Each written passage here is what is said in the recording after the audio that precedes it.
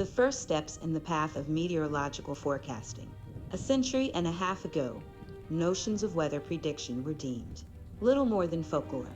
The man who changed that and gave us modern weather forecasting was British naval officer and scientist, Captain Robert Fitzroy. Fitzroy is better known today as the captain of the Beagle, the ship that carried Charles Darwin on the voyage that led to his theory of evolution by natural selection. Yet Fitzroy was a remarkable scientist in his own right. Fitzroy was just 26 when he sailed from England with Darwin in 1831. Yet he had already served more than a decade at sea and had studied at the Royal Naval College at Greenwich, where he was the first candidate to pass the lieutenant's exam with perfect marks. He had even commanded the Beagle on an earlier survey trip around South America, where the importance of studying the weather was impressed upon him. His ship almost met with disaster in a violent wind off the coast of Patagonia after he had ignored the warning signs of falling pressure on the ship's barometer.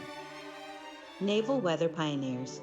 It was no coincidence that many of the first breakthroughs in weather forecasting came from naval officers. Knowing what weather lay ahead was crucial in the days of sailing ships. Missing a good wind could have huge financial consequences, and being caught at sea in a storm could be disastrous. The Meteorological Office in 1854, Fitzroy, encouraged by Beaufort, was given the task of setting up the British contribution at the Meteorological Office. But with characteristic zeal and insight, Fitzroy went much further than his brief. He began to see that a system of simultaneous weather observations from around the world could not only reveal hitherto undiscovered patterns, but actually be used to make weather predictions.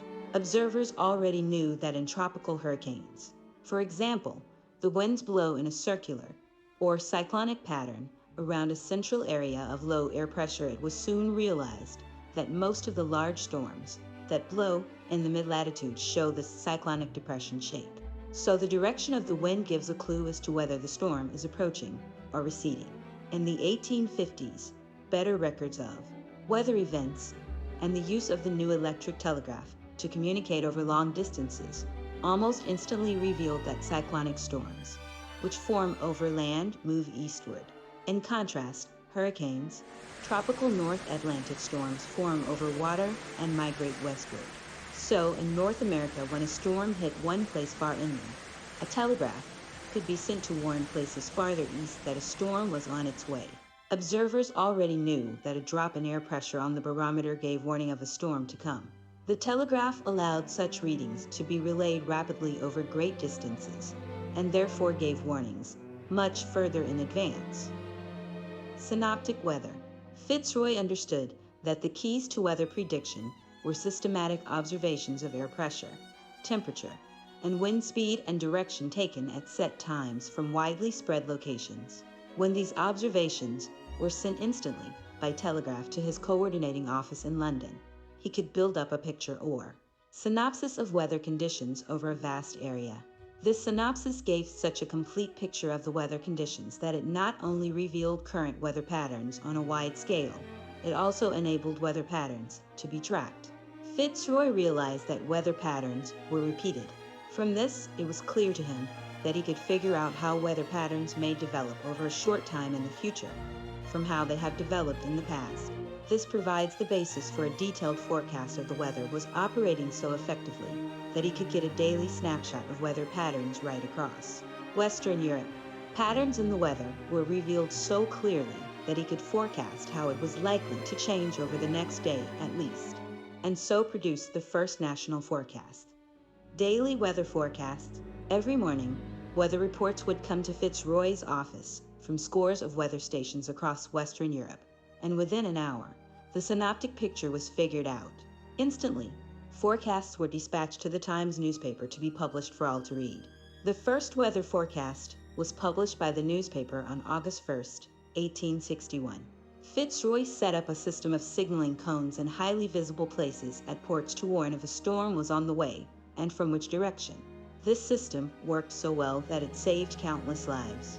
Some ship owners, however, resented the system when their captains began to delay setting sail if warned of a storm. There were also problems disseminating the forecasts in time.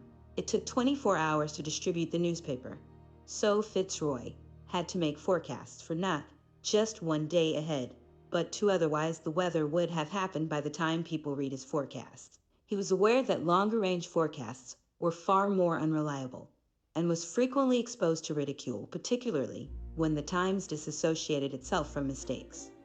Fitzroy's legacy.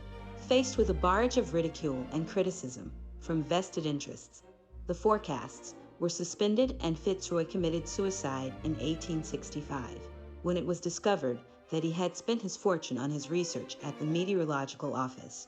The government compensated his family, but within a few years, pressure from mariners ensured that a storm warning system was again in widespread use. Picking up the detailed forecasts and storm warnings for particular shipping areas is now an essential part of every mariner's day. As communications technology improved and added ever more detail to the observational data, the value of Fitzroy's system came into its own in the 20th century. Modern forecasting.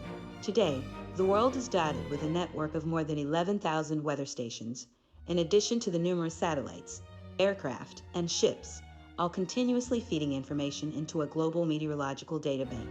Powerful number-crunching supercomputers churn out weather forecasts that are, in the short term at least, highly accurate, and a huge range of activities, from air travel to sports events, rely on them. Thanks for watching videos, and don't forget to subscribe.